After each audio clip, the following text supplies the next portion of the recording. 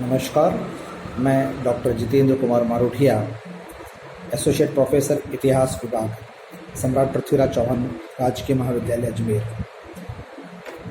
बच्चों, आज हम बात करेंगे बीए तृतीय वर्ष के महर्षि दयानंद सरस्वती विश्वविद्यालय के पाठ्यक्रम के अनुसार प्रथम प्रश्न पत्र आधुनिक भारत के इतिहास में प्लासी के युद्ध की। प्लासी का युद्ध बड़ा आधुनिक भारत में बड़ा महत्व रखता है और भारत के इतिहास में भी बहुत बड़ा महत्व रखता है। और क्यों रखता है, किस वजह से रखता है, और वो कारण क्यों हुए, कैसी घटनाएं हुई, इसके प्रभाव क्या है, उस पर हम प्रकाश डालने का प्रयास करेंगे। आज हम जानते हैं कि यूरोप के पुनर्जागरण के साथ औद्योगिक क्रांति हुई। औद्योगिक क्रांति ने बाजार की तलाश ने उपनिवेश राजनीतिक प्रसार की भावना को जन्म दिया और भारत में यूरोपीय जातियों का आगमन हुआ। भारत के लिए एक अनुकूल परिस्थितियां भी बन गई उनके लिए भारत में कि वे भारत आए। संसाधन बहुत थे, इनके बावजूद राजनीतिक एकता की है, जो कुछ भी उनके लिए अनुकूल परिस्थितियां थी उनके मुताबिक वे भारत आए और उन्होंने व्यापार करना शुरू किया। और 4 प्रजातियां मुख्य रूप से पुर्तगाल, डच, अंग्रेज और फ्रांस यहाँ भारत आए और सबसे दीर्घ काल तक जिन्होंने भारत पर व्यापारिक और न केवल व्यापारिक बल्कि राजनीतिक प्रभुत्व भी स्थापित कर लिया वो ब्रिटिश थे। ब्रिटिश साम्राज्य की स्थापना के लिए ब्रिटिश राष्ट्र की स्थापना का श्रेय लॉर्ड क्लाइव को जाता है। और लॉर्ड क्लाइव उस समय प्लासी के युद्ध में, जब मुगल साम्राज्य का अवसान होने लगा तो एक दूरदराज राज्य अपने आप को स्वतंत्र घोषित करने में सफल रहा और 1740 में बंगाल और बंगाल के अलीवर्दी खां नवाब थे। अलीवर्दी खां के कोई पुत्र नहीं था, उनकी एक पुत्री वसीटी बेगम भी थी और दूसरी पुत्री का पुत्र एक शौकत जंग था।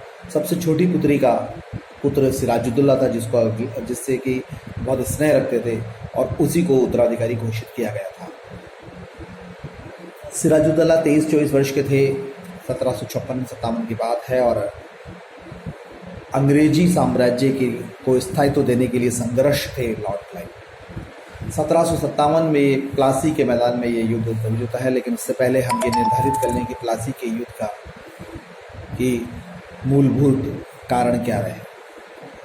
प्लासी का युद्ध का सबसे पहला कारण ये माना जाता है कि अलीवर्दी खां ने, जो पिछले 16-17 सालों से अंग्रेजों के इस संपर्क में थे, उन्होंने ये स्थापित बता दिया था अपने दो नाते को कि अंग्रेज किस प्रजाति के, उनका व्यापारिक प्रसार कैसा होता है। उन्होंने कर्नाटक के उत्तराधिकारी के युद्ध में हो, चाहे हैदराबाद के उत्तराधिकारी के युद्ध में किस प्रकार की भूमिका निभाई और 1740 से लेकर 1755 तक इन विभिन्न युद्धों में राजनीतिक हस्तक्षेप करके उनको साम्राज्य को कैसे विजित कर लिया। तो इन बातों को वो जानते थे और इस प्रकार उन्होंने सिराजुद्दौला की मानसिकता अंग्रेजों के विरुद्ध एक स्थापित हो गई। दूसरा, सिराजुद्दौला जब नवाब बने तो अंग्रेज की तरफ से कोई भी खिल्लत भेंट, जो एक परंपरा है, उसको कोई ने भी निर्वाह नहीं किया। तो सिराजुद्दौला खुद समझ गया कि अंग्रेज कहीं ना कहीं पर उससे ईर्ष्या और द्वेष की भावना रखते हैं। तीसरी सबसे बड़ी बात है कि 1717 में मुगल सम्राट फर्रुखशियर ने एक स्थापित की थी दस्तक प्रथा, जिसमें बंगाल में बिना कर स्थापित हो सकते थे। तो जब इस दस्तक प्रथा के कारण काफ़ी राजस्व में नुकसान हो रहा था तो सिराजुद्दौला ने गद्दी पर बैठते इस दस्तक प्रथा को बंद कर दिया। तो एक प्रकार से स्वाभाविक रूप से ये वैमनस्य स्थापित हो गया और ये निश्चित हो गया कि कहीं ना कहीं पर अगर वैमनस्यता की परिसीमाएं बढ़ी तो दोनों में युद्ध निश्चित है। कलकत्ता की किलेबंदी कर रहे थे अंग्रेज और उसको सिराजुद्दौला ने बंद करा दिया, फिर उन्होंने वापस चालू करी और फिर उन्होंने बंद करा दिया। तो ये जो बार बार किलेबंदी का प्रयास किया जा रहा था, उसको बार बार सिराजुद्दौला बंद करवा रहे थे। तो ये जो एक प्रतिद्वंद्विता का वातावरण स्थापित हो रहा था, एक तरीके से शीत युद्ध का वातावरण स्थापित हो रहा था, यह भी दिशा निर्देशित कर रहा था कि कहीं ना कहीं भविष्य में दोनों के मध्य युद्ध होगा। इसके बाद एक बहुत बड़ा कारण था कि जो व्यापार होते थे दस्तक प्रथा के आड़ में, वो ईस्ट इंडिया कंपनी के कर्मचारी अपना व्यापार भी कर रहे थे, जिससे कि राजस्व होता था और कलकत्ता में बहुत सारा धन था। सिराजुद्दौला खुद भी चाहते थे कि कलकत्ता को वो प्राप्त कर ले और इधर अंग्रेज कलकत्ता को बचाए रखना चाहते थे। जो शौकत जंग थे, जो प्रतिद्वंदी थे, वो और जो शौकत जंग और जो प्रतिद्वंदी थे वह घसीटी बेगम, वह दोनों के दोनों अंग्रेजों के साथ थे। यानी और यहाँ तक कि अली वर्दी खां का बहनोई मीर जाफ़र जो कि मुख्य सेनापति था, वह भी भीतर न भीतर कहीं ना कहीं पर अंग्रेज़ों के साथ संपर्क में था।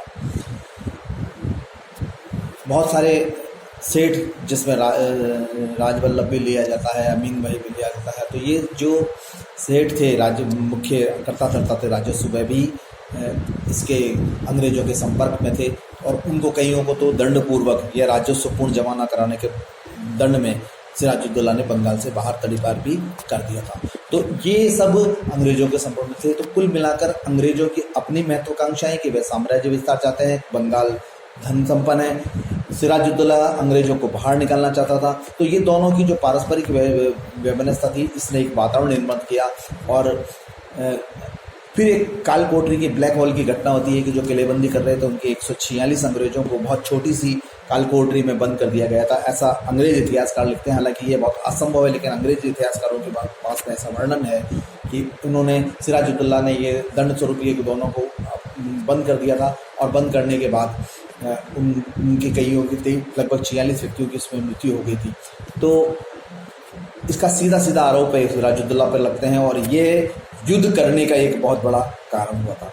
और युद्ध करने का सबसे जो एक निश्चित दिशा बनती है, ये एक निश्चित समय बनता, वो ये था कि मीर जाफ़र जो मुख्य सेनापति था, वह सिराजुद्दौला से नाराज़ था क्योंकि सिराजुद्दौला बहुत छोटा था उसके समय में, और अब वह सिराजुद्दौला जो है उसको आदेश की भाषा में बात करता था। वहीं अंग्रेज इतिहासकारों ने अपनी किताबों में ये भी लिखा है कि सिराजुद्दौला बहुत आमोद प्रमोद वाला भोग विलासी था और बंगाल के राजस्व खराब हो रहा था, बंगाल का सामाजिक वातावरण खराब हो रहा था, इसलिए अंग्रेजों ने नैतिकता का ये दिखाते हुए इस पर किया। हालांकि ये अन्य इतिहास में कहीं नहीं लिखा हुआ है, लेकिन अंग्रेज इतिहासकार इस बात का वर्णन करते हैं बार बार के लिए। तो जो मुख्य 5-6 कारण हमारे को दृष्टिगोचर होते हैं कि खिल्लत भेंट नहीं देना, दस्तक प्रथा को समाप्त करना, राजस्व करना, कलकत्ता की किलेबंदी करना, और जो आर्थिक संपन्न लगे हैं शौकत जंग, सिटी बेगम वगैरह है, मीर जाफ़र है, इनका उनके संपर्क में आना, इन सब ने एक निर्मित वातावरण कर दिया था। और ये सारी चीज़ें जाकर मौलिक कारण बनी प्लासी का युद्ध का। और अंततः 23 जून 1757 को प्लासी का युद्ध हुआ, जिसमें सिराजुद्दौला एक सेना का कंट्रोल कर रहे थे, नियंत्रण कर रहे थे, और दूसरा सेना का कंट्रोल जो है मीर जाफ़र कर रहे थे। ये युद्ध इतना ज़बरदस्त हुआ इसका प्रभाव कि युद्ध में कोई ज़्यादा धन की हानि नहीं हुई, लेकिन रक्तहीन क्रांति के नाम से जाना जाता है युद्ध। और सीधे सीधे अंग्रेज़ों का बंगाल पर अधिकार हो गया, फिर सिराजुद्दौला गिरफ्तार हो गए। इसका मुख्य जो बात यह थी कि मीर जाफ़र जो एक सेना की विंग का एक क्षेत्र का वो कर रहे थे, उन्होंने किसी भी प्रकार से सेना को निर्देश नहीं किया। और सिराजुद्दौला जाकर मीर जाफ़र से माफ़ी की मांगी कि पूर्व में दरबार में उन्होंने जो कोई भी कठोर शब्द किए उसके लिए माफ़ी मांगते हैं, लेकिन ऐसा नहीं हुआ। मीर जाफ़र ठस से मस हुए और ऐसा प्रतीत होता था कि मीर जाफ़र और अंग्रेज़ों के बीच में पूर्व कोई नियोजित कार्यक्रम हो चुका है। और अंततः सिराजुद्दौला गिरफ्तार हुए और उनको मौत के घाट उतार दिया गया और बंगाल पर अंग्रेज़ों का अधिकार हो गया। ये एक निर्णायक युद्ध तो कहीं नहीं माना जा सकता, लेकिन भारत में राजनीतिक स्थायित्व के लिए एक पहला कदम था। और उस 17 के 17 उनके युद्ध ने 200 वर्षों तक गुलामी के